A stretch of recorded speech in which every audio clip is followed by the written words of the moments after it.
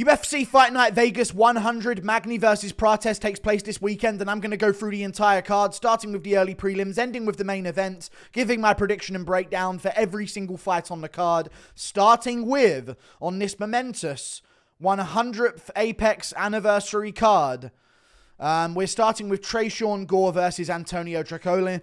Some of these fights I am going to be a little bit more technical in what I'm breaking down. But in other fights, I will say, listen, you're looking at a 4-2 record versus a 12-4. We know Tresean Gore from The Ultimate Fighter. He looked really good on The Ultimate Fighter, but, he lost to Brian Battle. Didn't look great in that one. Battle kind of put volume on him. But we know Brian Battle's quite the fighter himself right now, going on a run at welterweight. Surprisingly looked absolutely awful against Renat Fakretinov. But, sometimes guys are injured going into fights. Other than that, Tresean Gore got knocked out by Cody Brandage. Now,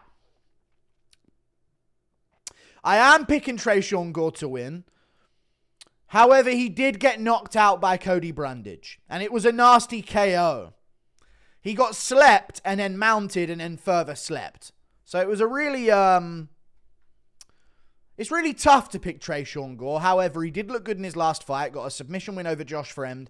With arguably one of the nastiest guillotines you've ever seen in your life. And I will say this is like the main basis of my prediction here. Antonio Tricoli is absolute dog shit. He can't fight. He doesn't do anything in fights. He's 6'5" and has a crazy long reach. Probably 6'4", but he's got a crazy long reach. He's a huge guy for the middleweight division. But I'm looking at his record and I'm seeing, okay, he's got some wins. Most of them are cans. Let's be honest, guy lost to Diego Lima, Jacob Volkman. Beat Wendell Oliveira. I think that's the same guy that Darren Till defeated in his debut in the UFC. If I'm not mistaken, he's currently 41 years of age. It would make sense if it was. It was. Darren Till beat him. And Tricoli, I guess, hasn't been crazy active then. The guy's been fighting since 2013. Only just got to the UFC, fought nothing but cans to get there, but had a decent win on the Contender series, I guess. I don't think he would be here if not for being involved in some way with Mackenzie Dern. So... yeah, he's awful. He's trash. He can't fight. He doesn't do anything in fights. You watch his fight with Shara Magomedov. He didn't do anything. There's no offensive output. I'm going to go with Tresean Gore. He could be out-grappled here, maybe. But as long as this fight's on the feet, I see Gore chewing up his legs and eventually getting a TKO win. We move on. Cortavius Romeus versus Gaston Bolaño. This is a tricky one to predict. Cortavius Romeus, yeah, you know what I mean? There's a few of these fighters on the card today where I'm a little bit, I know they won't go on to be anything, but am I going to pick the guy that they're currently fighting to do it? You know what I mean? Like, Gaston Bolaños is a big dude for bantamweight. He's got solid striking. He's very slow, though. And I need to see you putting a whooping on Aaron Phillips. That's what I need to see. And in that fight for Gaston Bolaños, although he looked good, he did not look like he was this seasoned Muay Thai guy on the feet against Aaron Phillips, who should be a free win for him. I know he looked okay in moments against McGee. He got whooped pretty much, but he landed on McGee a few times, and it was enough to make you go, oh, he's still in this a little bit in moments. But McGee put him away badly. Basically like a standing TKO, landed a wheel kick on him, had him wobbled all over the place, had him dropped and really badly hurt at the end of the first round in that fight as well. But against Aaron Phillips, he gave up his back a lot. And this is his second to last fight. This is in the middle of 2023. So it's not like, oh, that's ages ago in his career, dude. You can't really use that one. He's had some fights. He shouldn't really have been in the UFC in the first place. Dude was 6-3. They signed him up. He won his fight with Aaron Phillips. Now he's lost. Cortavius Romeus is athletic and fast. I don't think he's anyway that good, by the way. Like, I really don't. He's a strong dude. He's very physical. Got chinned by Raymond Tavares on the Contender Series before. Beat Michael Imperato. I don't know why he got signed. Like, it was a very mid performance. If you watch it back, it was extremely mid. Maybe it's someone the UFC were really looking out for originally before he got beat by Tavares. And I'm pretty sure it was a little early of a stoppage in that fight. But, he got badly hurt in it. Like, there was reason for the referee to step in at least. I don't think Gaston Bolaños is the guy to do it. If you ain't fraud checking Aaron Phillips, who, you know, he did beat, and he did beat quite clearly in terms of damage, but it was very competitive until like the last bit of the second round when he starts raining down ground and pound. It was a pretty competitive fight. He didn't finish him on the feet. He didn't whoop him up on the feet and expose him, and I need that. And Aaron Phillips took that fight on short notice. You know, he's supposed to be fighting against Ali Jaffrey. Before that, Isaiah Batin Gonzalez. And I'm like, dude, you ain't fraud. You ain't whooping up on Aaron Phillips. You ain't going to whoop up on Cortavius Romeus. So I'm going to go with Cortavius Romeus. Shorter dude. And something I will note about Gaston Bolaños as well that I've noticed throughout his fights. Dude is slow beyond belief. Like, he's incredibly slow. He's good, and he does things correct. And he has his hands up where they should be at times. And, you know, he'll throw a nice body kick now and again. But he is extremely slow. His straight right hand is one of the slowest in the UFC. Like, it's weird to see Aspinall throw it faster than him, while Aspinall's a heavyweight and he's a bantamweight. Like, that level of slow. Watch his fight with Marcus McGee. Watch his fight against Aaron Phillips as well. He is, like, it's actually shocking how fucking slow this guy is. I'm going with Cortavius Romeus. Athleticism, scrambles on the ground, ability to get the back. I reckon he'll beat Gaston Bolaños. I don't think he'll go further. Like, I could see Cortavius Romeus losing to, like, a Victor Henry or something like that in the bantamweight division, but I think he'll get past Bolaños. We move on. Melissa Mullins versus Claudia Segula. Now, Claudia Segula's pretty hot. She's going to lose viciously. That's just the way it works. That's a female, for sure. So she's losing for sure. That's how it goes. I don't make the rules. Game's the game. No, I'm joking. Melissa Mullins will likely win this fight. Watch Claudia Segula's fights. I think Zalesniakova is better than her in, like, most ways.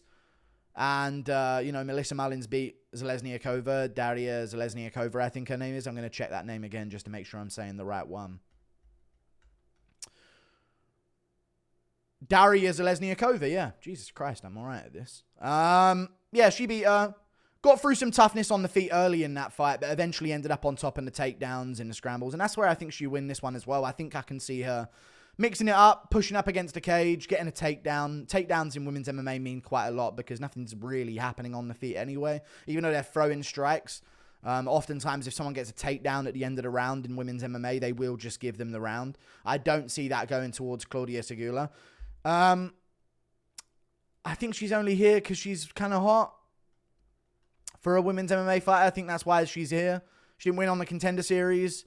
She fought a old woman in a mixed rules bout who just quit on the stall after round 2 after not knowing how to throw a punch. And watch back that fight if you want. Like, she is not throwing punches correctly. She's turning her back and swatting at her opponent. This is in May of this year. 6-9 opponent. Nothing really to look at here on her record. Got subbed in her second fight. Had a lot of amateur fights. She's beat some opponents. I just think Melissa Mullins is more gritty. You know, she's got a boss eye. You know what I mean? She's definitely going to be like, you know, a little bit of rage in her a little bit.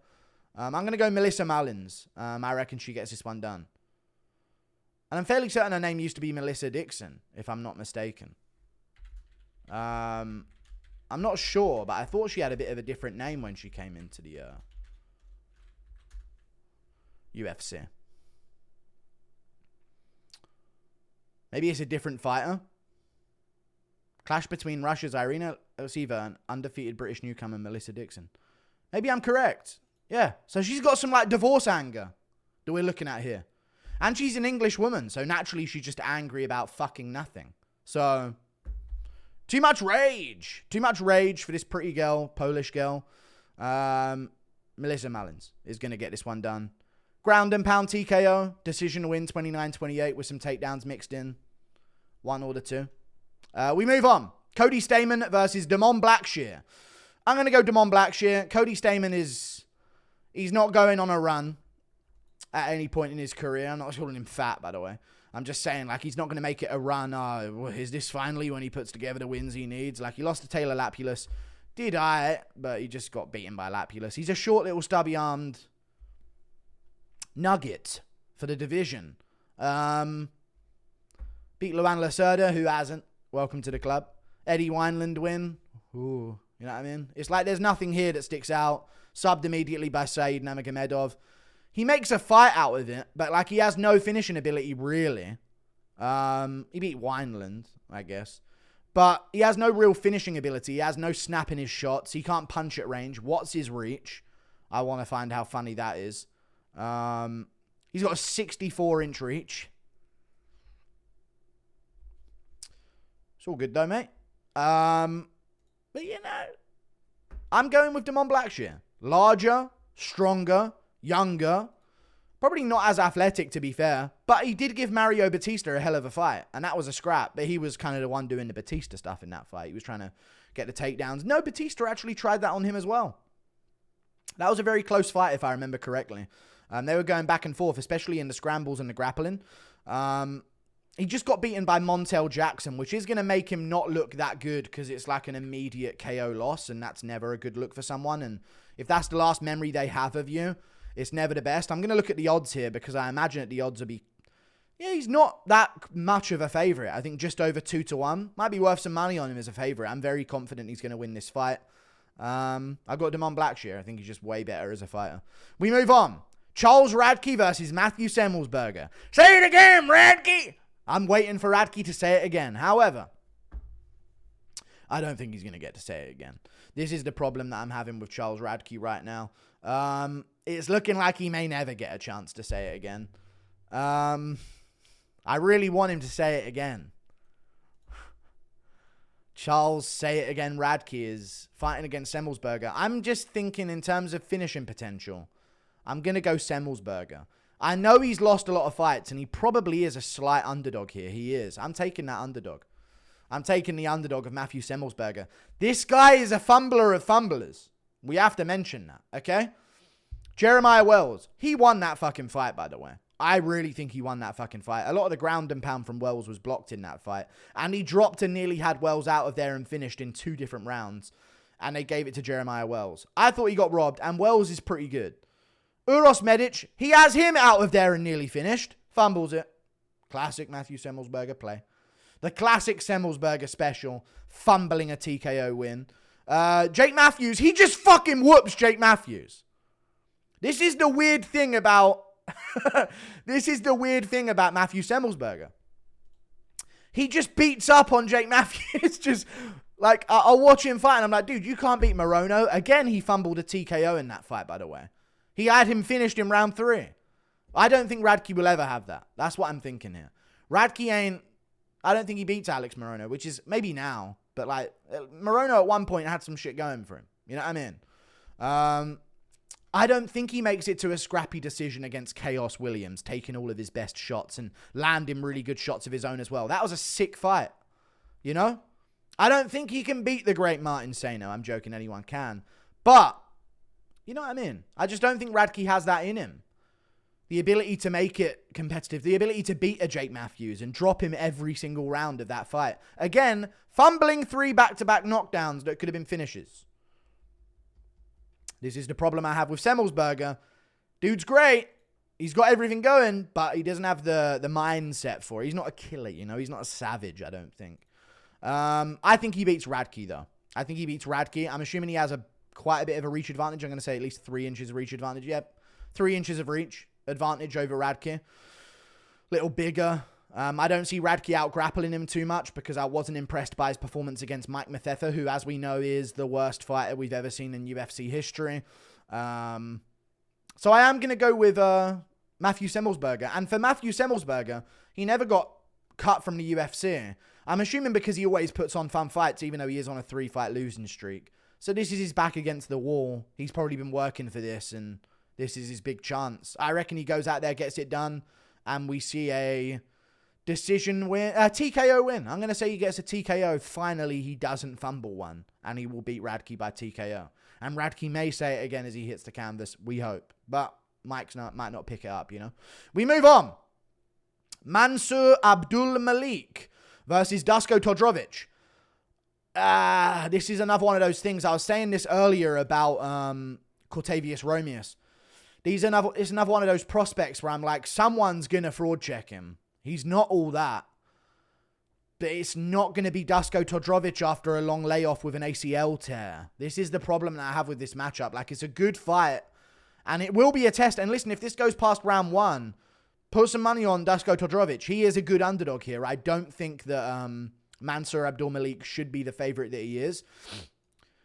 I've watched some of Masur Abdul Malik's fights. Like, I've done my research. I did my research last card as well, and I did really well on predictions. I wish I would have been there to see him go well. Maybe I should skip more.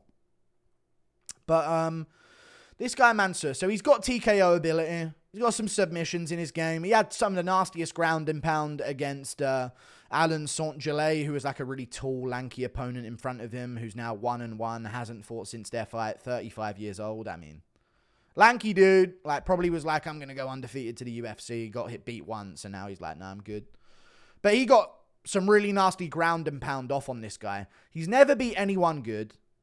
He beat Wes Schultz on the Contender Series. Guy hasn't fought since either, but that was more recently, so I get that. Wes Schultz is awful. He was an awful fighter. Like, he genuinely, if you watch that fight on the Contender Series, that is a very low-level fight. You have to take it with a pinch of salt because you're like, it's the middleweight division. Of course it is. You know, I'm just keeping it real with the middleweight division. A lot of them outside the rankings are absolute trash compared to the guys. There's like a fucking barrier reef where you're like, oh my God, Mikel Pereira, he's a second coming. This is the guy. He's going to go, oh, he's got an exchange of cardio. And then you find another prospect to get behind at middleweight. And you're like, this is the fucking dude. Oh, he's lost to Hermanson. Joe Pyfer, what's going on, dude? You know what I mean? We keep having these sudden surges of these prospects. Fucking heaven forbid Bo Nickel gets fucking fraud checked by Paul Craig. I could see it. But middleweight is like that. Dusko, the problem I have with Dusko is he got beaten up in round 1 by Jordan Wright. Knee injury against Christian Leroy Duncan. Was doing really good in the grappling against Chidina Jacquani. But I just don't think after the ACL tear and a long layoff of 1.5 years now since his fight. Oh my God, I'm going to die soon. It's 1.5 years since that CLD fight. Jesus.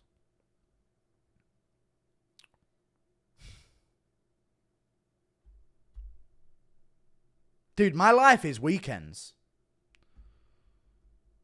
The week does not exist for me.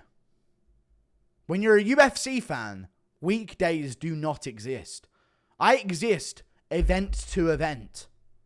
I don't think about things as, that's a few weeks away. I hear a date in real life, like, we got, this is coming up, so-and-so's birthday's coming up around this time, and I'm like, that's UFC 310. I'm not thinking, that's December, middle of December. I'm thinking, dude, that's UFC 310. That's like 5 events away. That's my mind, dude. It's so scary. But I will be going with Masur Abdul Malik. I'll actually talk about this matchup rather than just yapping and having a quarter-life crisis. Dusko Todorovic, good. Little bit susceptible to a TKO loss in round 1. Does shoot a lazy takedown now and again. Now, the guy did not get finished by Gregory Rodriguez. This is what I'm telling you, man. It's a good underdog. I swear it's a good underdog. But he does get chinned by Pinelli Soriano, and he does get slept by Chidina Jacquani, and he's had a few of those now. He beat Jordan Wright. I just don't think he has the power to punish Masur for when he eventually does look mid. The fight that he had on the Contender Series was so bad. Like, he looked all right and he got a finish. But I'm just thinking, dude, if the guy that he fought had any level of testosterone in his body at the time, Wes Schultz, look at that fight, please, and tell me, like, someone's not going to fraud check Abdul Malik, whatever his name is. Dude, Schultz was throwing the soyest kicks I've ever seen in my life, turning his back, shying away, no pop in his shots, no fast twitch muscle in his body at all, no effective way of delivering damage, and he still kind of nearly fraud checked this guy. If he had any level of, like, steam in any shot that he had, he probably would have beaten this guy. He got finished in round 2 to ground and pound. And Masur does have some nasty ground and pound, which I can see is why you'll probably beat Dusko here. Because Dusko will scramble, but he can give up position a lot. And that has happened in a lot of his fights. But yeah, Masur in that fight, like in round 2, he started getting sloppy. He was missing a lot of his shots on the feet against this guy, Wes Schultz, who, again, was just flicking out like this. It was like watching Ryan Hall without wheel kicks. Like, what is that on the feet? What is going on, Except no Imanari rolls, I guess. But the guy was just turning away and flicking these soy kicks out there. And I'm like, dude, Masur, finish him. Not happening. Round 2 comes around. The scrambles start happening. Masur ends up on bottom a few times. The guy's got him to the side, kneeing him to the body a few times. No steam in any of it, though. Looking to throw punches. No steam in any of them. Like, dude, how are you a cage fighter? But then this is middleweight, isn't it? Is this middleweight as well? Yeah, it is. And he's just slapping these shots. I think someone will beat Masur Abdul Malik if he doesn't improve. But he could improve. I just don't think it's Dusko Todorovic. Good value on Dusko as an underdog. I think Masur should be like just under a 2-1 favorite. And I think he's closer to a 3-1. So there's great value there. But I'm still going to go Masur Abdul. Dusko's too easily hit. He's been out for a year and a bit. A year and a half now. And he's coming off an ACL tear. And Masur can wrestle offensively. Even though I do think Dusko, with his ACL intact and in form, would scramble with him well and probably make a fight out of this. Right now, after a year and a half off, ACL surgery, literally went down holding his leg in his last fight. Yeah, I'm going to go with Masur Abdul Malik. But don't be surprised if it gets past round 1 if Dusko makes a scrap out of this or even wins. But I'm going Masur. We move on. Nicolas Dalby versus Elizeu Zaleski dos Santos. I'm going to go Nicolas Dalby. I'm finally going to pick him to win a fight. I barely ever do because I doubt him, okay? His politics, yeah, I mean, I doubt this guy's fighting ability at times, but this guy might be the first soy-minded good fighter. He's very good, Nicolas Dalby. Elizeu Zaleski dos Santos is problems for a lot of people because they try and go like fast twitch for fast twitch with him, or they try and push him up against the cage. I think Dalby will do that, but Dalby is so high output. I think that's where he gets this one done. They both had very close fights with Renat. I'd argue that Dalby put up a better fight round per round than Elizeu Zaleski dos Santos did. But then, of course, Elizeu fucking nearly finished Renat in the 3rd round with a body kick, and then after hurting him to the body, threw nothing but headshots because these guys are dumb. But I'm actually going to go with Nicolas Dalby. I think the high output will be the thing here. Pushing him up against the cage, knee in the thigh, shooting in takedowns. And he'll just keep that work rate going. Nicolas Dalby's got a crazy cardio system. Am I going to bet on an Elizeu Zaleski dos Santos KO at 37 years of age? Because that's how I need to see him win this if he's going to win. Like, if he's going to win this fight, I need to see it by TKO. That's what I would think would happen. Didn't finish Abubakar Nurmagomedov. Didn't finish Randy Brown. Lost that fight. Draw to Renat. Couldn't finish him. Kind of fumbled it. Beat up on Benoit, but Benoit took it on short notice upper weight class. It is what it is. The loudest fucking helicopter I've ever heard in my life is going on. Couldn't beat Muslim Salikov by finish. You know? Lot of fights. Lost to Muslim Salikov. Lost by TKO to Li Jingliang. Yeah. We ain't seen a KO from him since Luigi Vendramini in 2018. Again, upper weight class on short notice because he was supposed to be fighting Bilal. Bilal ducked him. Fact. Fake champion. So I'm going to go with Nicolas Dalby to put a pace on him and break him over the fight. We move on. Luana Pinheiro versus Gillian Robertson. Ooh. Gillian Robertson is good at grappling. Do I go with Gillian Robertson because of the grappling? This is the question. She actually does have pretty good control. And at 115, she's large enough to try and impose her game on an opponent, you know. Training with a good team. Just beat Michelle Waterson. I'm gonna check some of these stats back because I actually do like the wins that she has. She subbed Rose Namajunas in a grappling tournament, right? I think she also beat another fighter in a grappling tournament that's quite a known name in the UFC. Dude, what is going on with that chopper, dude? They're on to me, boys. Either way. Jesus Christ, like it's landing on my fucking roof. Either way. Luana Pinheiro. What am I even saying now? Oh, yeah, she beat Montana De La Rosa in a grappling match as well, which is impressive. She finished Polyana Viana TKO to ground strikes. Tabitha Ricci does anything and gets a decision win. I don't even know what happened in that fight. I don't really remember it too well. Beat Piera Rodriguez, 9-0 undefeated at the time. Oh, this is a tricky one to predict because you never really know with women's MMA. Gillian Robertson should probably be a slight favorite here. She's actually a fucking big favorite. I agree that she should be a favorite, but maybe there's some value on that. I'll go Gillian Robertson, getting her grappling off and implementing that part of her game. I mean, I guess Luana Pinheiro is on a 2-fight losing streak. Got subbed by Angela Hill. Beaten by Amanda Ribas, TKO'd. 2 finished losses in a row at women's MMA is not really the best look.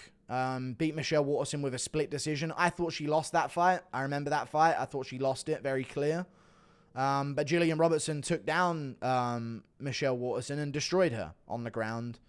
And got a 30-26. It was a 10-8 round given out in that fight. So, yeah, I'm going to go Gillian Robertson. I think her grappling will be the difference. And she will get this done by submission or TKO. I'll bet a finish. We move on. Gerald Meerschaert versus Reiner Derrida. Reiner the Knight Derrida. Derrida means the Knight. So translated, his name is literally Reiner the Knight. The Knight. Didn't think it through. Great fucking surname, by the way. The Knight. That's pretty cool. But he's coming up against GM3. You know what I'm saying? Jiu-Jitsu, fucking nearly 3-weight world champion at 1FC, 2-weight world champ, middleweight, light heavyweight. Malakin said otherwise. You know what I'm saying? I watched those fights. I saw him get Ryan hauled. It's tough to watch, innit? When you see that happen to someone, it's like, ugh. God, are they ever going to win? But this is Meerschaert. Malakin is a sauced up Russian monster who's on the sauce. I'm going to go with Reiner Derrida here. I may regret this, but Meerschaert wins Edmund Shabazian, fumbles everything, can't go cardio rounds. This is the first time where I'm going into a fight not worrying about someone having their grappling exposed by Gerald Meerschaert. I was even worried for Chimaev. I wasn't. But in a long time, this is one of the first times where I'm like, okay, I don't worry about this guy getting fraud checked in his grappling. And that's got to be an advantage, right, to go into a Meerschaert fight under those examples. The problem is, or under those pretenses, I guess. The problem is, there is a worry that he could get fraud checked on the feet. I don't think he will, but there is a chance. But he's a big dude. Strong dude. In his prime. Had some losses. We get it. But he's coming off a win over Magomed Murad Kasayev. Got a finish over him by TKO in the first round. Has a 12-2 finish. These are good opponents, man. 12-2, 23-4, 26-11, 26-10. That was a title fight over there. 11-3, 17-1. Wrong fan. Interesting. Can't think of a joke for that. But these are good wins. These are solid wins. Really, really solid wins. He's fought good comp. I'm going to go with him over Gerald Meerschaert. I do worry about his stand-up sometimes. One thing he does have, though, which is what I like about this matchup, because there will be grappling in this fight, and if there is, I do lean towards Derrida getting it done with his jits. But normally in like a grappling style fight, there's a lot of sloppy stand-up between the two of them, where they're in the clinch a lot. If you've watched Derrida's fights, you know what I'm talking about here. When they're grappling, I think Derrida has a jiu-jitsu advantage. They're going to try and mix it up. And if there is going to be mixing it up, especially at middleweight, there is likely a chance in the second or third round, or even in the first, but most likely in the second and third, where they do lose a bit of pop in their shots. And there is a lot of time spent in the clinch, up against the cage, in the center of the octagon. Derrida's knees in the clinch are really fucking nasty stuff. Like, he's really good at them. And he'll throw them reactionary to the body when someone's pressuring him even. And I can see Meerschaert going down to those. A little bit, we saw him hurt to the body against Edmund Shabazian. I'm going to go with Derrida. I'm going to say Derrida finishes him with knees to the body. That's what I'm going to say happens here. Derrida, knee to the body, second or third round TKO. Grappling moments he gets the better of, but Meerschaert survives. Maybe Meerschaert gives him some danger with a guillotine as he goes for a takedown. He survives it, gets the back, the round's over type shit. They get a bit sloppy on the feet. And then Derrida's like working him with knees, and Meerschaert's failing takedowns. He's letting him back up, kneeing him to the body again. I'm going to go Derrida getting this one done. We move on. Ricky Turcios versus Benardo Sopaj. I'm going to go Benardo Sopaj. Sweden. I thought he was Albanian. Oh, okay. Yeah, this is the guy. Benardo Sopaj, the Lion King, 24 years old. Something that needs to be said about Benardo Sopaj. Very good. Very hyped up on the regional scene. Had good wins. Really good looking KOs. Catching a lot of people's attention. Fought good opponents. He fought a guy who's now 10-1, 28, still coming off wins. He went to a split decision with him. And this guy's been fighting good opponents as well. Beaten Nazaruzov by 4-0. A 4-0 guy called Nazaruzov beat him. Has had other great fights with good opponents, beat them. So that's his loss. Before that, he fought Alexei Shapsnoblivlom. Way older than him at the time. This is when he was a younger guy. Very young in the scene, huh? 24 years old and you got pro fights at 2016. That's kind of insane, to be honest with you. That's really insane. He's 24. He's got fights in 2016. He's 16 competing as a pro MMA fighter against guys with records. You know what I mean? That are actual men at the time. So it's kind of underrated of him. I will base this fight on one performance by Benardo Sopaj. I guess I could talk a little bit about Ricky Turcios. I just think he's super fun personality on Tough. I wish he would have went on to be something because his personality was great. But his few fights that he's had recently, I mean, Kevin Natividad whoop his ass. Benardo Sopaj whoops his ass. Not Ricky Turcios. Kind of a fraudulent win. Kind of didn't beat Brady Highstand. Close fight. I kind of gave it to him on damage. I get it. Amian Zahabi, he legit just let the fight happen and he just lost. He didn't try and win. He was flicking these shots way out of range. It was awful. Actually an awful performance. It made me think differently of him as a person. Like, I was like, oh my God, dude, really? You're trying to rob this guy by not engaging but throwing more and looking a bit busier. He literally tried to rob Amian Zahabi of a win. That's the first time I've ever seen that. Watch that fight back, Zahabi versus Turcios. He tried to trick the judges into giving him a win. Watch it. I swear to God, that's the best way I can describe it. Then he got choked out by Raul. He actually had a moment of success against Rosas, so I could see something happening there. What I will say is, though, Benardo Sopaj, for a guy who stepped up to take the Vinicius Oliveira fight on short notice, people forget, man. People forget, man. Vinicius Oliveira was supposed to be fighting the great Yanis Gamori. But that didn't end up happening. Benardo Sopaj was doing pretty good against him. With grappling. Like, on the feet, Vinicius Oliveira is a problem, and Sopaj was in there. Got flying knee KO'd in the third round. Absolutely humiliating loss, I'm sure, for him.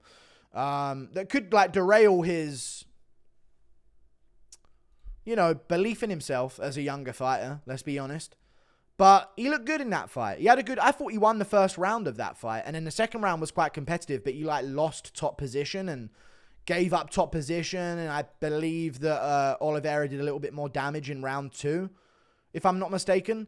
But Sopaj could have got the set. Like, it was one of them fights, innit, where mistakes here and there. Sopaj is getting takedowns on Oliveira. That's really impressive to me. And then Oliveira beats him up bad in the third and eventually gets a flying knee. But on full camp, I swear to God, it wouldn't be bad to say Sopaj beats Vinicius Oliveira on full camp. It was at the end of the second where he kind of let the round slip away. And then, like, Oliveira had a moment on top where it was like, okay, kind of give him that round as an edge. But Sopaj did win the majority of the round. He won the first round very clear. Doubled him on significant strikes. I would say, like, if Sopaj had a full training camp, he probably beats Vinicius Oliveira that night. Which is kind of insane. So I'm going to go Sopaj. Very strong belief in Sopaj for this fight. We move on. Karolina Kowalkiewicz versus Denise Gomes. I'm sorry. I just think this is going to be a brutal assault. Denise Gomes will get this one done. It's just, we know what you're up to, Gilbert. Yeah, I mean, you ain't fooling nobody, Gilbert Burns. Loses to Sean Brady, and this is what he's resorting to for a W, huh? Honestly, it's pathetic. I'm going to go Denise Gomes, though. The Eduarda Mora fight wasn't too impressive, but she's a big girl for the division, very physical. Kowalkiewicz is a little old woman. Like, no offense. I know she's 39, like, she looks all right, but I always notice in fights with Karolina Kowalkiewicz, you ever seen her face when she gets hit? Like, it's the first time when you see someone get hit where you're like, oh, this is uncomfortable. Because she literally is like, you know? She gets hit and she kind of does that on her face. And it's kind of worrying. Like, she looks scared. And against Denise Gomes, who, you know,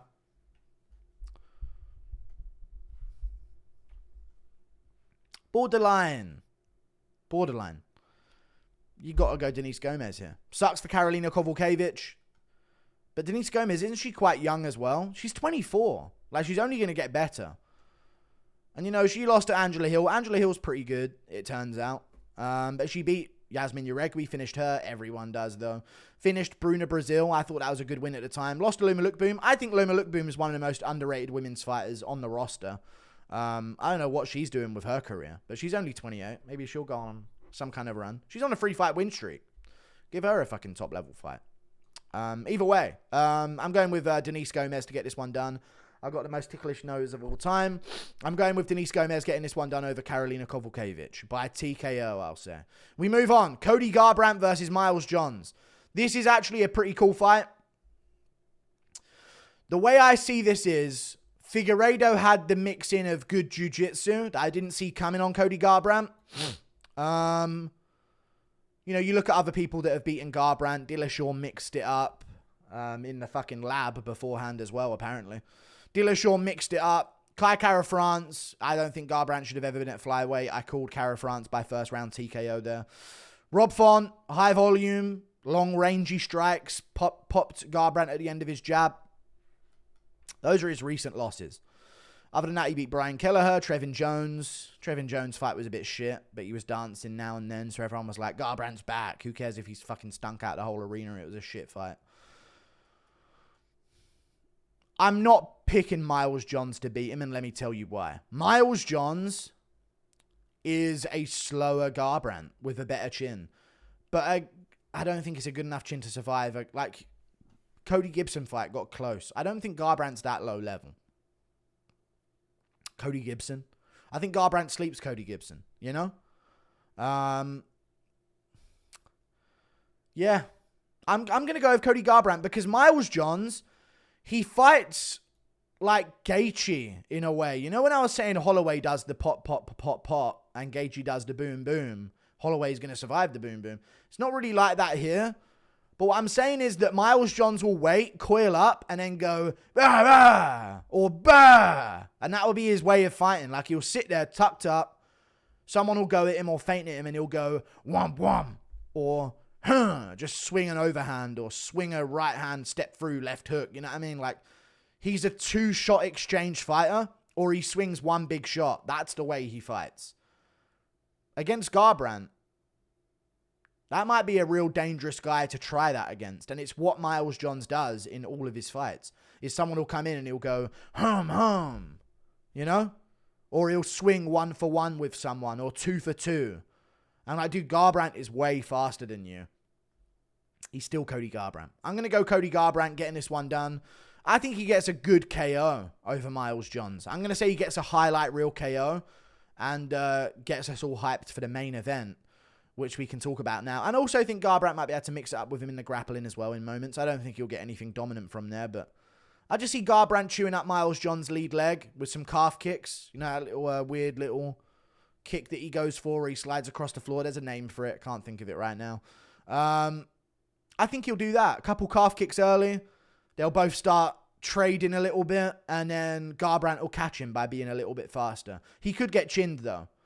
But I'm going to go Garbandt here. I'm going to believe in Cody Garbage to win this fight by TKO. Late round 1 or round 2. We move on. Neil Magny versus Carlos Prates. Now, I swear to God, Neil Magny, if you fraud check a fighting nerd, I'll be very unhappy with you. Carlos Prates, I'm just going to say 2 words to you. And it's a fucking mystery how not every welterweight is able to pull this off against Neil Magny. Hear me out. Low kicks. You may have heard of them as leg kicks. This is something that Neil Magny, who's a cool dude, gatekeeper, savage, takes on all the tough fights, probably one of the best gatekeepers in the UFC. That's saying something. He's been around for a long time. Listen, if you can't expose Magny's lack of leg kick defense, I don't know what to tell you. Now, maybe Prates is going to get held against the cage. Maybe he's going to get dragged down to the canvas, and all of a sudden we're like, holy shit, Prates can't grapple. The rest of the fighting nerds seem to be able to hold their own in the grappling. Gene Silver, strong for his weight, gets back up off the ground. You see the same thing with Huffy. In the regional scene, you see the same thing with Baralho's sick at grappling. He didn't even use it against Cannonier, but he is really good at grappling. Michael Morales still got the win over Neil Magny. That was a TKO loss, by the way. 2.5 months ago. Right? 2.5 months ago. TKO loss. Wasn't like nice. He got rocked by a spinning elbow and then finished on the ground by ground and pound. He didn't get slept out cold, but come on. 2.5 months later, we're getting right back in there, 37-year-old. I know he's trying to make money and this is a main event and a big prospect. And if he wins this, he'll probably get a little jump up the rankings again. Maybe a rematch with Jeff Neal, who he fucking somehow beat. But I'm going to go Prates. I think his style of Muay Thai, taller, rangier. Neil Magny doesn't seem to do well against those guys. He likes a bit of a frame advantage over his opponent. If Mike Mallet can follow a game plan enough to be schooling Neil Magny on the feet and on the ground for 2 rounds and 4 minutes, Prates can. And he might even have to do it over 5. I don't think he will. I think he'll get a TKO here. I'm going to go with Carlos Prates getting this one done. With Prates, people say, Ian Gary couldn't finish Neil Magny. Dude, Gary doesn't have power like that. I'm going to go Buckley over Gary, by the way. Buckley. We'll probably do an interview for that. That'd be a big one. The Buck versus the Cuck. Big matchup at welterweight. That reminds me, I should actually mention that. I've been waiting to do a Buckley interview, but I needed the right time. The Gary fight's perfect, right? Especially because I'm actually picking him to win. That makes sense. Ian Gary. He didn't finish Neil Magny. Dude, Prates, I've been watching his fights. Everyone's been watching his fights in the UFC, but before the UFC. He fucking finished a guy with a jab on the regional scene. I don't know which fighter it was. It was Charles Oliveira. No, it was, but that was actually his name. It was for a title in Brazil. His age is unknown. And his nickname is One Punch. How funny. He got finished with a jab by Mauricio Huffy. And that's literally what it says. Round 1, 3 minutes 14, jab. He jabbed the guy and the guy lost vision. Like he got jabbed and went and just stumbled into the cage. This is where I think he gets a TKO over Neil Magny. Chew up that leg, smash it to pieces early. I reckon we see a late first round, second round TKO win from Carlos Prates, especially because Neil Magny's coming off of a TKO 2.5 months ago. That's not a good look for him. The guy's got nasty wins. Head kick TKO on the regional scene. That was nasty. Brutal KO with punches. He got a fucking knee to the face as well at one point. The straight left's money for him. Sleeping guys. Had the delayed consciousness knockdown, shutdown mode on Mitch Ramirez on the Contender Series. Some worry there, if I'm not mistaken. I'm going to look up that right now. I think Ramirez actually gave him some issue. But I feel like everyone's Contender Series, maybe I should have said that about the earlier fighters on this card that I was kind of slating. Everyone's Contender Series performance is kind of shit, I feel like. Some of them are really good, but when you look back at them, I think there's something about the Contender Series. They just, I don't know, not full preparation, I guess. Odd weight cut, you know, for the first time. I don't know, it's kind of a weird one. I mean, not the Li Jingliang fight. What am I looking at here? Mitch Ramirez.